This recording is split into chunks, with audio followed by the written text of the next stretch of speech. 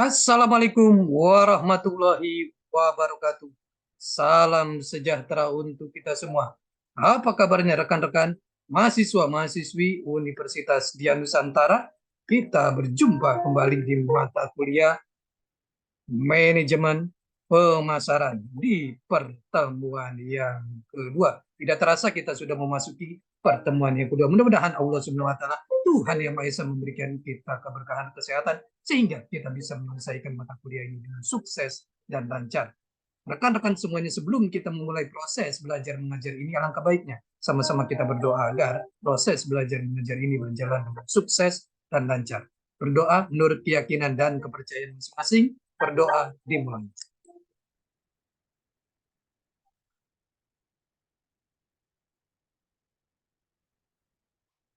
Selesai. Rekan-rekan semuanya, di pertemuan yang kedua ini kita akan membahas materi yang sangat menarik sekali. Mohon izin saya share materinya.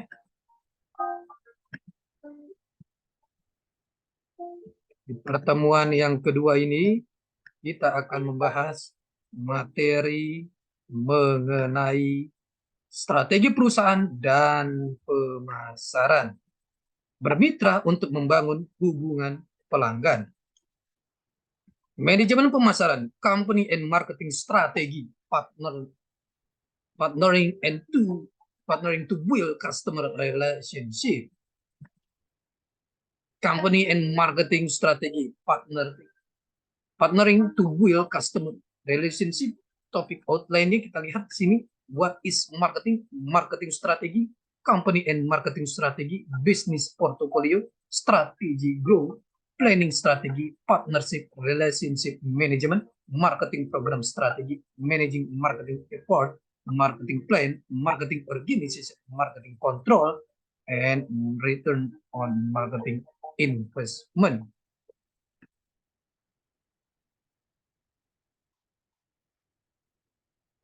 What is marketing? Marketing is process by which companies create value for customer and build strong customer relationship to capture value from customer in return.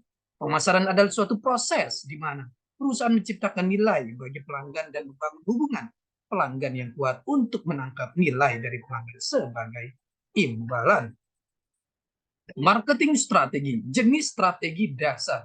Satu strategi stabil adalah tindakan organisasi dengan cara mempertahankan strategi yang telah ada karena sudah baik dan tidak perlu ada perubahan.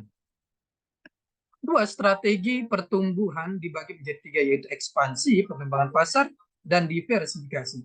Internal, pengembangan produk atau jasa, dan eksternal, integrasi vertikal merger. Tiga, strategi penciutan adalah mengurangi kegiatan dan meningkatkan efisiensi, pengurangan biaya, likuiditas, penjualan saham. Empat, strategi kombinasi adalah penggabungan dari strategi di atas. Company and marketing strategy.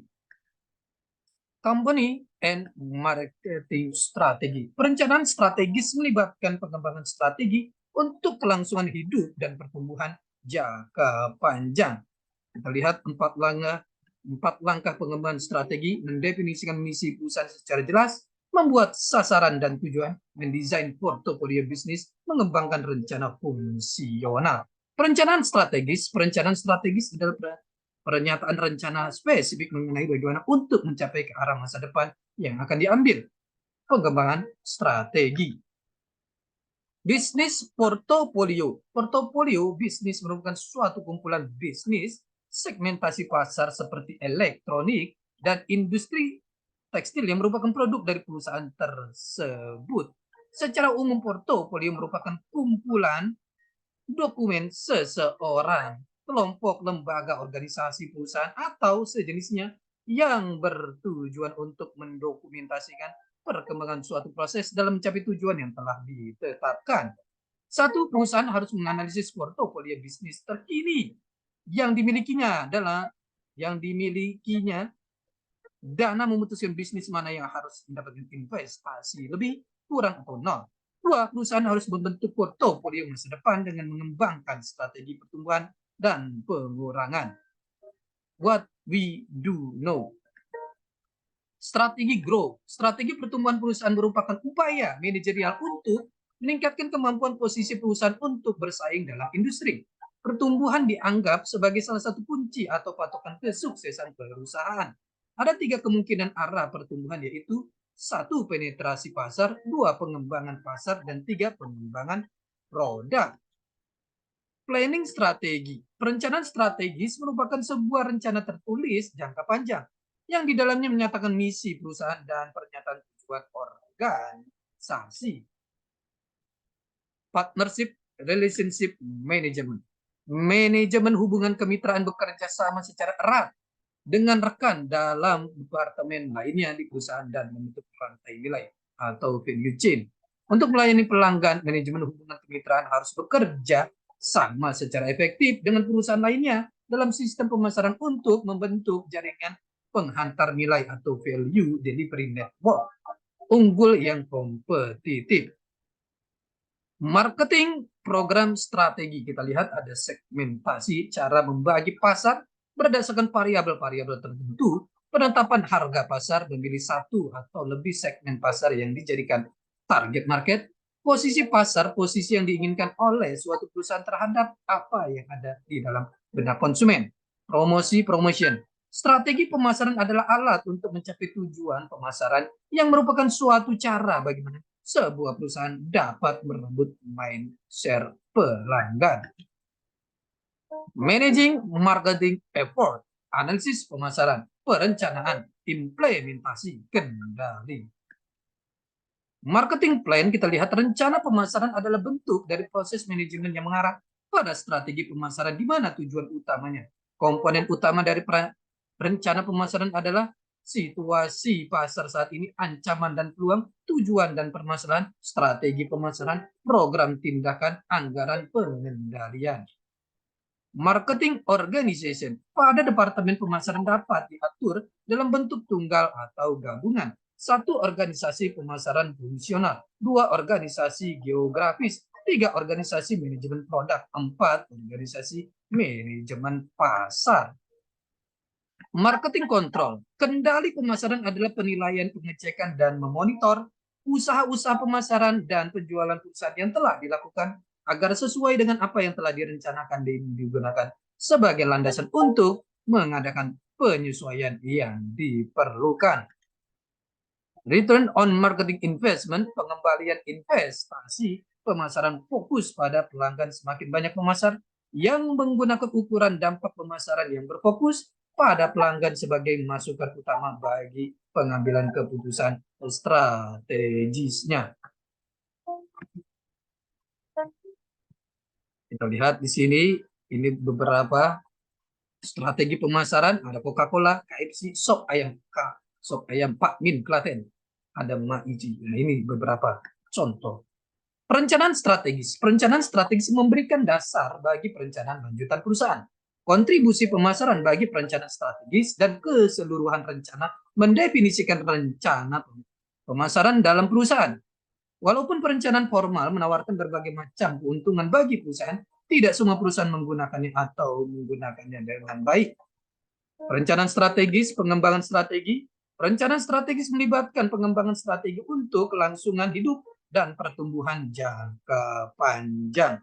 Hal ini mencakup 4 langkah. 1. Mendefinisikan misi perusahaan secara jelas. 2. Membuat sasaran dan tujuan. 3. Mendesain portofolio bisnis. 4. Mengembangkan rencana fungsional. Pengembangan strategi 4 langkah. 1. Mendefinisikan misi perusahaan secara jelas atau clear, dimulai dengan membuat draft dari pernyataan misi secara formal yang harus 1. Berorientasi pada pasar, realistis, spesifik, memotivasi, konsisten dengan lingkungan pemasaran. 2. Misi ini kemudian ditransformasikan menjadi tujuan utama dan sasaran pendukung secara detail untuk memandu seluruh perusahaan.